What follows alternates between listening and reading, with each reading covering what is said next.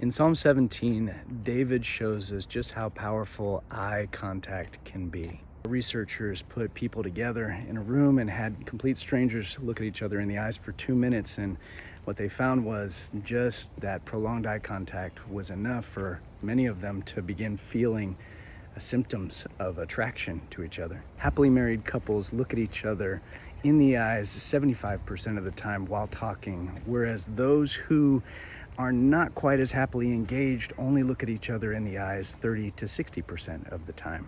There's something interesting that happens when we make eye contact with another person. Parts of the brain that are active in my brain become active in their brain, and we begin to read each other.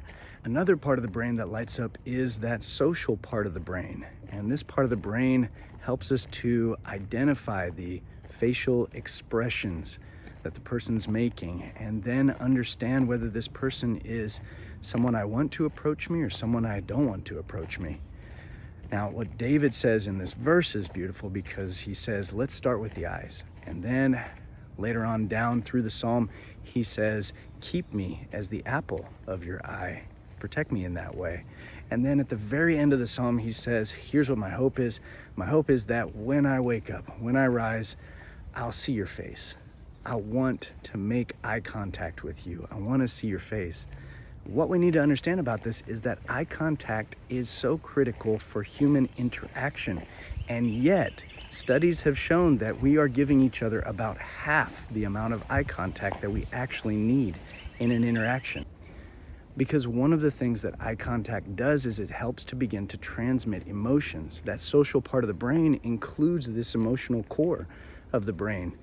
When that social part of the brain is activated and we begin reading other people's expressions, we read their emotions, it begins to mirror some of those emotions and let us know what our response needs to be to that emotion. And this is why it's so important for us to make eye contact, particularly with children and particularly with the people that we love in tense situations, so that they can read the emotions on us and perhaps so that we can be able to pass some of that emotion onto them. We see this happen with David. David says, in the middle of all this chaos, this turmoil, all the challenges and the stress that I'm facing, what I need is eye contact. So, God, please give me eye contact. What if we did that for our kids? What if we did that for the people we love? What if for the next time that you interacted with somebody, especially if it was in a moment where they were feeling really disappointed, really stressed, really hurt, we made eye contact.